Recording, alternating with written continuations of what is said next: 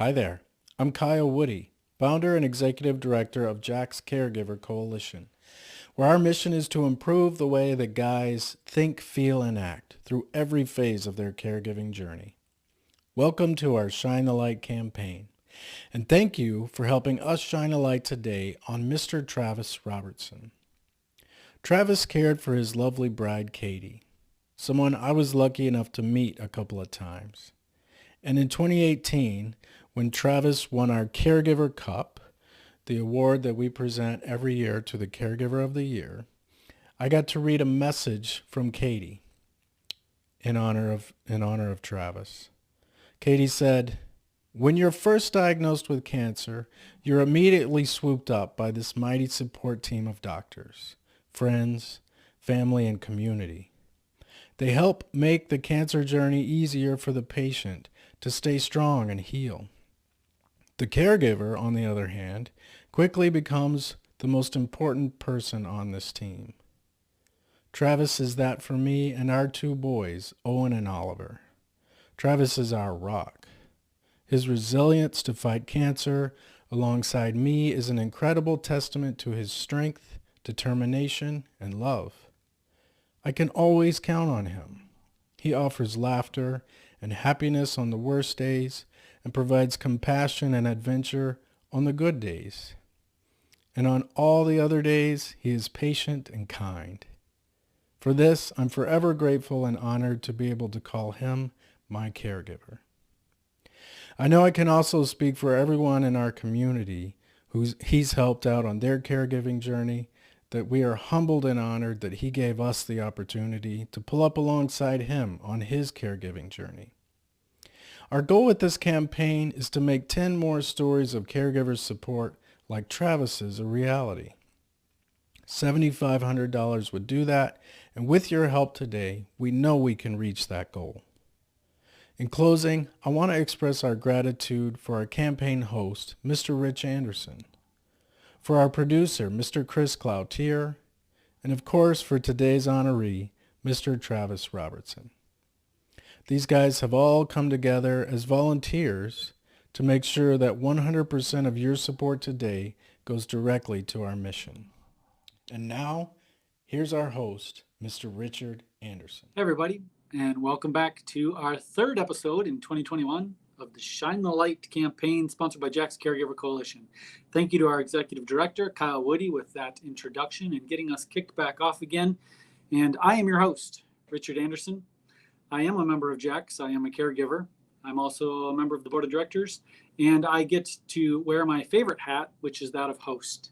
So today I have a special surprise for you. Travis Robertson, one of the guys who helped me really appreciate what it meant to be a caregiver, and to help me understand how important it was to get out and hang out with other Jacks, to get out there and walk side by side, shoulder by shoulder, whether it was cutting up meat at the meat workshop at the University of Minnesota or axe throwing or what have you. Travis had a great part to do with all that. But before I bring him in, let me just remind you that this is a fundraiser. We are trying to raise some additional funds this quarter to help fund 10 more Jacks. So stories like Travis or Dustin or Fred, the other Shine the Light campaigns you've already seen this year, that initiative takes time, energy, effort, and yes, it takes money. What we're trying to do is help those Jacks become the best caregiver they can be by helping them meet and collaborate with other Jacks. What we find is that guys don't necessarily ask for help very well, but when they do hang out with other people of like mind, they get a lot of help. We're trying to create that environment. We need to sponsor those events. We need to pay for those dues, and we need to create those opportunities for them to bond. So you'll see a URL on the screen. Please click on it. If you can sponsor someone like Travis or Fred or myself, that would be awesome. If you can do a recurring fund, even better, but even one time is great. So thank you for your time. I'll show that URL later on in the episode. But without further ado, let's bring in today's special guest, Travis Robertson. Travis, where are you, bud? Hey there.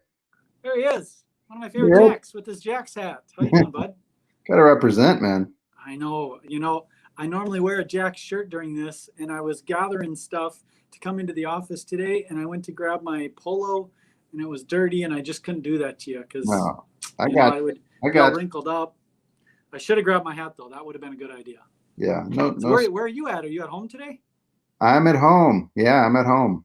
You're at home. Isn't that just the new normal, right? There was a day where we could have done this this face to face, sitting next to each other, and now it's just so convenient to do it remotely. We just do it, right?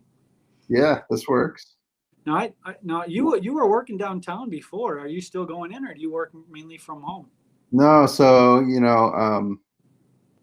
I was supposed to go back. Well, I went back to work after my wife Katie passed away. She passed away in February, Valentine's Day of 2020. I was supposed to go back to work in the office May 28th, and it ended up I've been home since May, so now almost a full year, going on a full year. Yeah. So I thought what I was coming back to was, I'm going to go back to the office and it'll be great, and now I'm still home like everyone else. So I'm not that unusual, but you're not that unusual, although you are a little unusual. I am unusual. Home. Well, for so many reasons. Yeah. But another reason why you're unusual is the home that you are staying at is new, right? You and Katie were in the process of building a new home when all of this kind of played out, and now here you are, right? Right. Yeah. I mean, why not? You've got stage 4 cancer. Let's just throw some other things in, maybe a funeral, celebration of life, a little pandemic, throw in a pandemic, a little dash of building a new home, designing and building a new home, Yeah.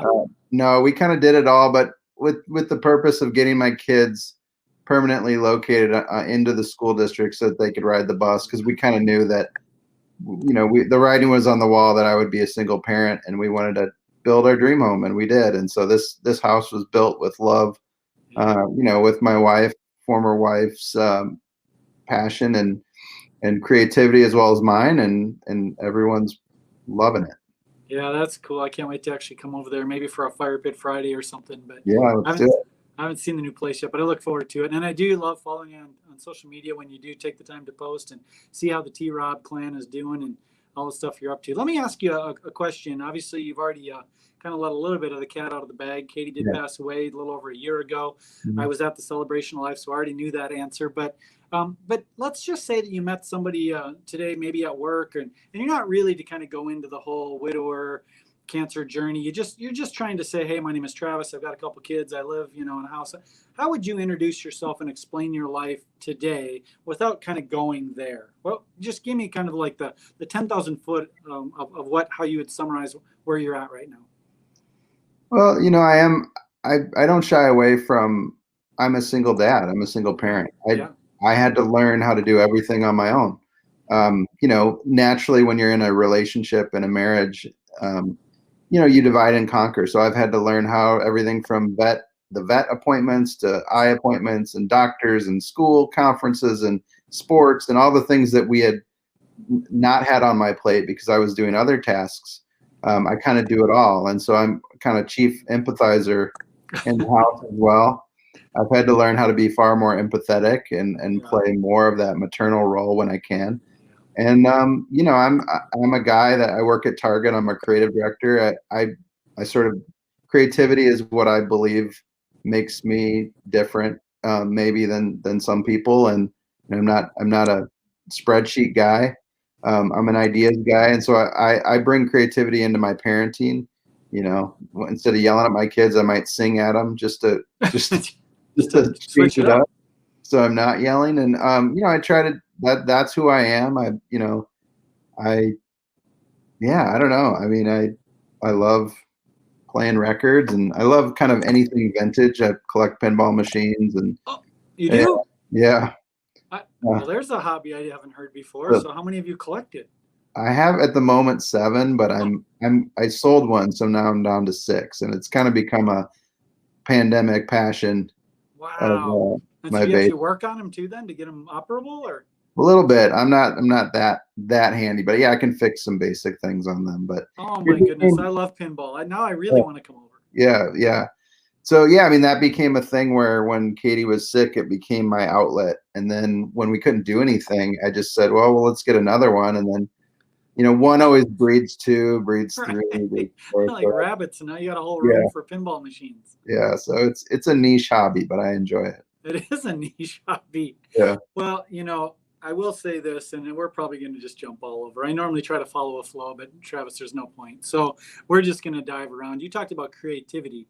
And when you joined Jax, you'll have to remind me of like how long ago that was and where you were in the journey. But when you joined Jax, I would say that we had a curriculum.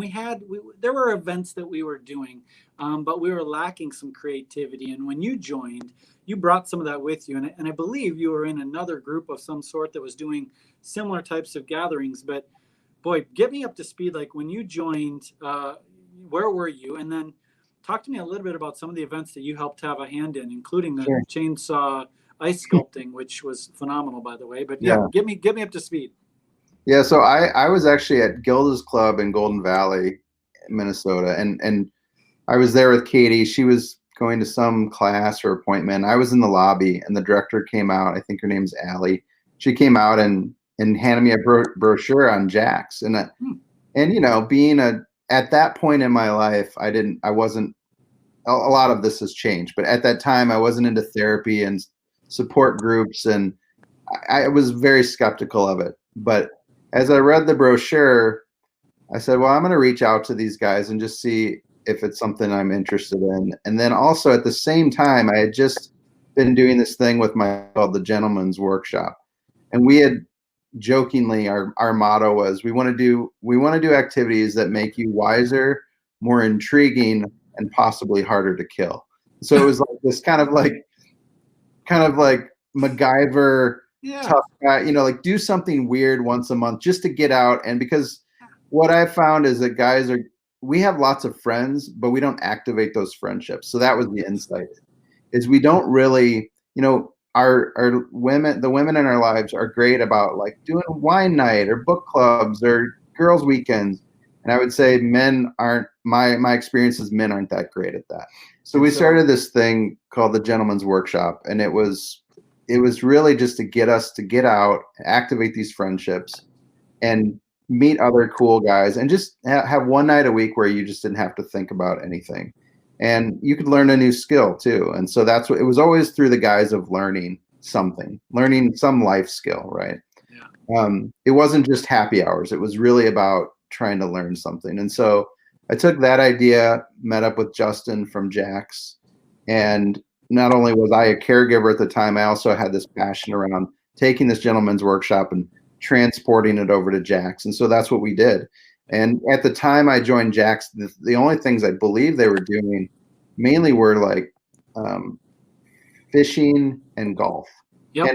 And I don't do either of those very well. So I thought, well, let's broaden this, and maybe we could broaden the audience for Jax. And I think that's what we did. I mean, we have quite a few caregivers in the program now, and you know, kind of broadening who is interested in Jax and what we do. Well, that was a fun time for me, because I had joined just a little bit before that, Travis, and so I'm not a fisher person either, but I did go golfing, and I did some of the other like beginning level events that they had done back then. But I remember when you came in, the energy level that changed and the amount of engagement we were able to solicit from the membership base.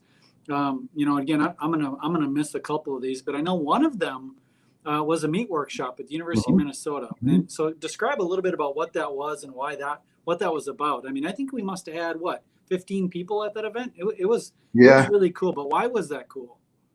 Yeah, I think it was. I mean, it's kind of, first of all, these are things that not anyone just does. I mean, we kind of called up and arranged a special tour of the Meat Science Lab at the U of M. And we go down there, and, you know, our instructor is a PhD, he's wearing the white coat, and he takes us into this kind of refrigerated room, and he carves up this pig and talks about the different cuts. And so not only were we all experiencing something together, we were learning, you know, here's the shoulder, and here's the ribs, and here's kind of here's what you would make with this part of the pig and this. And so it just was, and then everybody got to take the meat home and cook up a meal for their family. And so, yeah, I mean, I love that one. You know, I love the ice sculpture one. We got taught how to make an ice sculpture, these big dragon heads, by a guy who was he won the St. Paul Winter Carnival ice sculpting competition.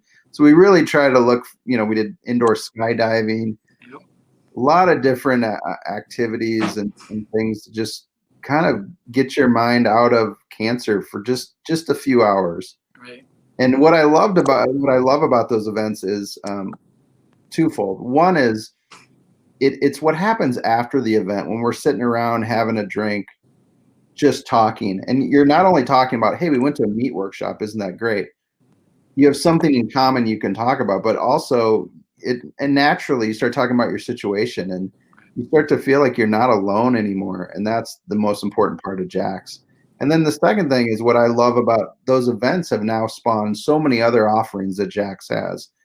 And to see Jax come from where it was to where it is now, it's through the help of donations where it gets to reach more people, which is what it's doing today. So that's great. Yeah, and let me take this moment to do that. When we come back here after I say a couple words, I'd love to hear a couple of your favorite events. I've done almost all of them: the axe throwing, the go-kart racing, the extreme sandbox, which was phenomenal. But maybe more importantly, maybe highlight one of the conversations you had in the hallways, and I can do the same about that. But let me just remind everybody, as Travis said, that these events, whether it's the chainsaw sculpting of an ice block, which I was part of, go-kart racing, axe throwing, extreme sandbox, whatever it is, those cost money. And it isn't really about the event. And Travis mentioned that. It's about the opportunity to get two guys together who might not have gotten together otherwise. And they might not have been comfortable talking about the things that are sitting inside them and festering and creating a toxic environment. But if we can get them out with other jacks, and they experience this thing, this adrenaline thing, this rush, this activity, this shared experience, in the hallway conversations or in the afterglow, they share a moment, and they connect in a way that they haven't been able to connect maybe ever, but definitely not on a regular basis, with somebody who gets it. They're not judged, they're not criticized, they're not anything other than heard and resonating with another guy. And I've had that happen to me many, many times. I've had a gentleman come up to me after an event and give me a hug and start crying in my arms. Travis, I didn't know this guy. I couldn't even tell you his name today, but I sat on a panel, told my story. He stood up, said about 4 words, and he just leaned in and started hugging and crying. This is the type of connection that we're trying to achieve. This is why we're trying to shine the light on people like Travis and Fred and everybody else, because guys aren't getting this type of experience elsewhere. So Travis, back to you. What was one of your events, and did you have an interaction that stands out? Somebody that you spoke to in the hall, or obviously you don't need to share intimate details, but Is there anything that jumps out at you? So here's a story where we were at this breast cancer conference. We're on a panel. The panel gets done.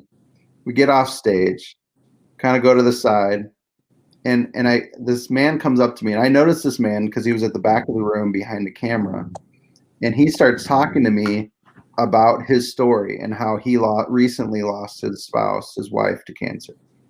And what you realize is this affects men everywhere, but you don't know. I mean, they're everywhere. Yeah. And sort of coming out of the woodwork, these stories, and it was really powerful that here's a man behind the camera filming us. Yeah, he wasn't even attending the event for purposes of the event. No. He was literally just working the event. Yeah, he's just doing his job. Yeah. And now he's a member of Jax. Oh my goodness. Now he donates to Jax. He participates at Jax, and I was so honored to meet him and hear his story. And there are many stories like that where you find yourself sitting at a table after an event, and somebody can finally see themselves in you. They see that they're not alone. I in one of the podcasts we did for Jax, I explained it's like an alien. When you're a Jack, when you're a caregiver, you are an alien. Yeah. Everyone else is focused on your spouse naturally, appropriately, right? Because they're the patient. But you're in this world where you don't know if there are other aliens out there, and is there a place we can all go as aliens to kind of understand each other? Because I just, it's like a Martian. I just always felt like a Martian, that I didn't know that there are other people like me out there. And it's a very lonely thing. It's very thankless being a caregiver. I would do it all over again, right? Like we would do it no matter what. And it's not about us, but you can't help but feel like you are alone. It's a thankless job.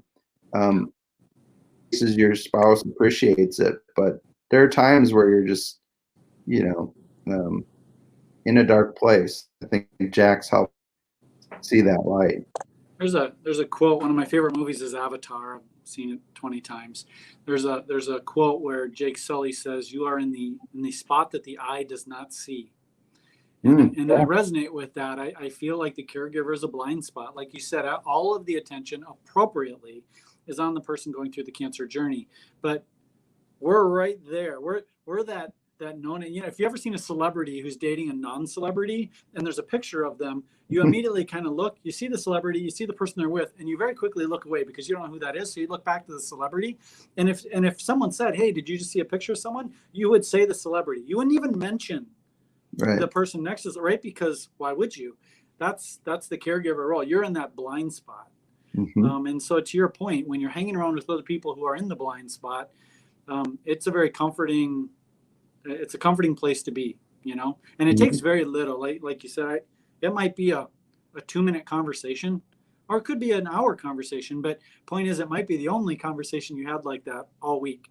So I think you're right. And I would say beyond that, it's also the resources you can get connected to. Yeah, that's good point. And I kind of forget about that a little bit, whether it's a sharing bridge or caring bridge, or if it's the meals side or something. Like some of those resources you don't know about.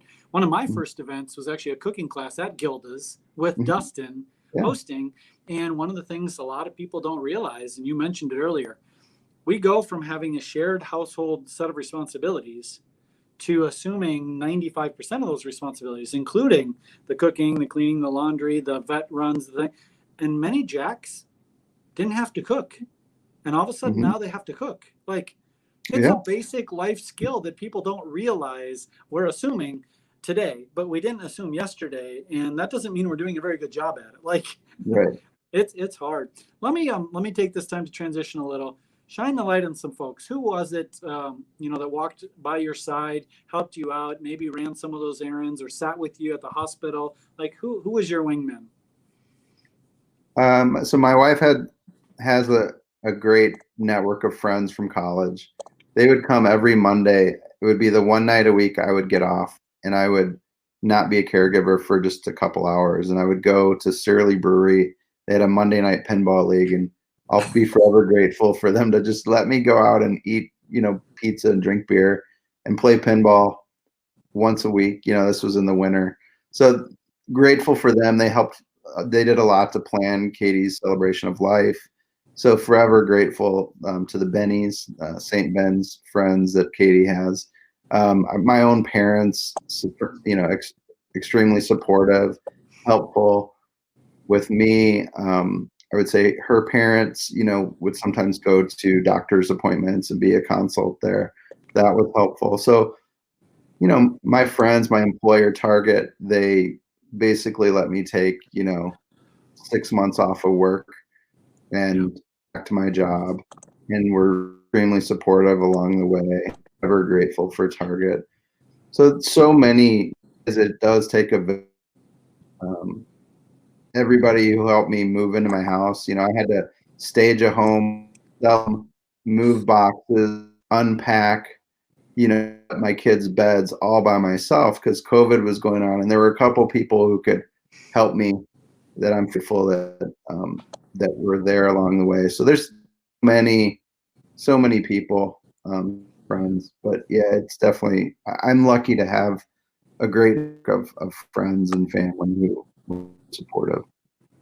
Yeah. Well, and the two that you didn't mention were your kids. I have to assume that they were a big part. I know my daughter, she's now graduating high school, and there's times where I just sit down with her and just kind of cherish life and have conversations with her. But it's amazing the resiliency of our kids, the strength of our kids, and the vulnerability. I mean, I can have conversations with her that I couldn't have with other folks. I assume that your kids were a great motivation for your journey as well. Yeah, I mean, I'm inspired by them. I have 2 boys, ages 10 and 12, and they're so, resilient is the word everyone uses, and it's true. I mean, they in many ways comforted me when I was grieving, and I didn't expect that.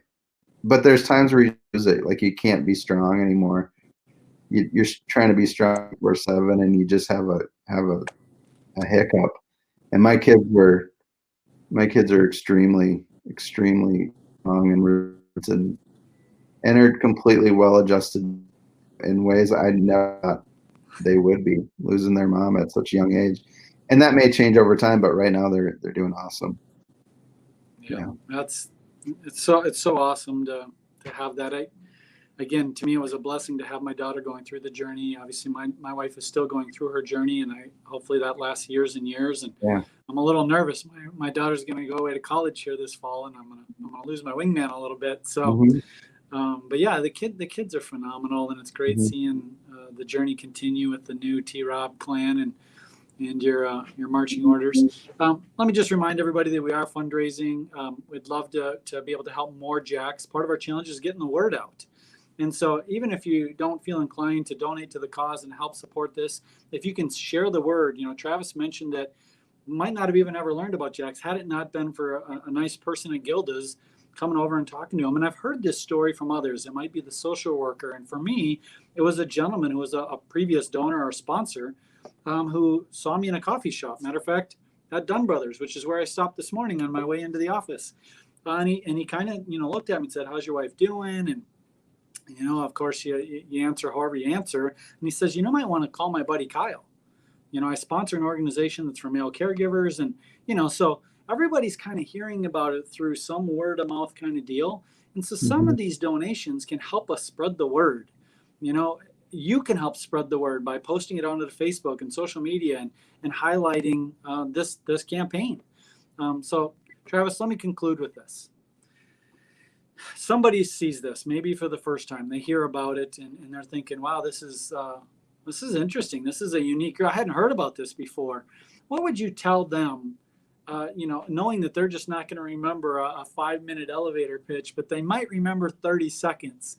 What's your 30-second pitch as to why they should share information about Jacks? Tell that couple going through the cancer journey.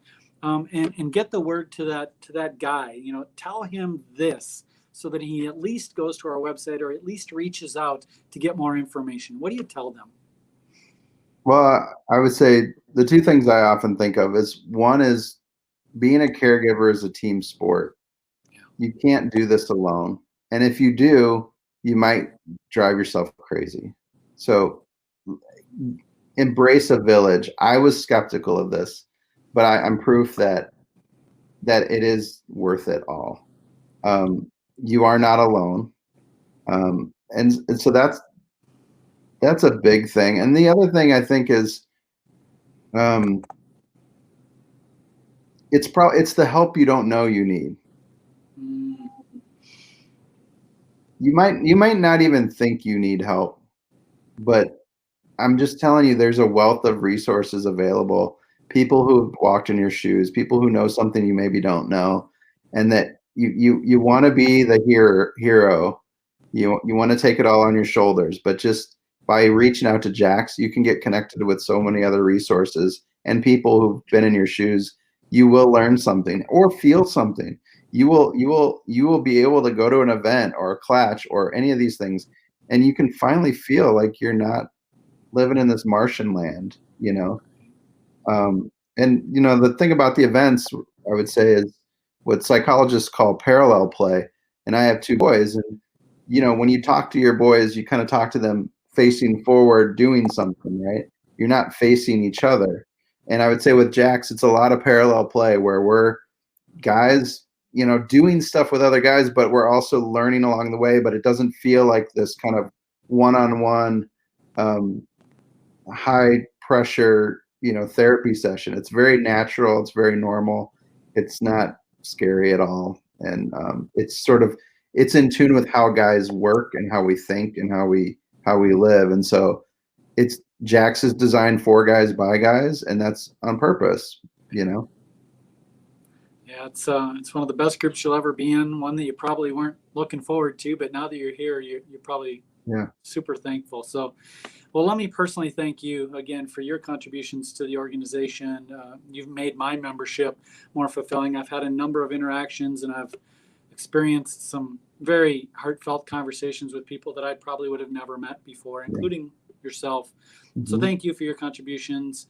And let me also just say my best to you, your kids, and everything that you've done to create the next chapter of your life. I mean, it's inspirational to know that you can actually get through this. And then, it doesn't mean that you didn't love the person who passed, and it doesn't show them any disrespect, but you're doing it with grace, at least from what I can tell.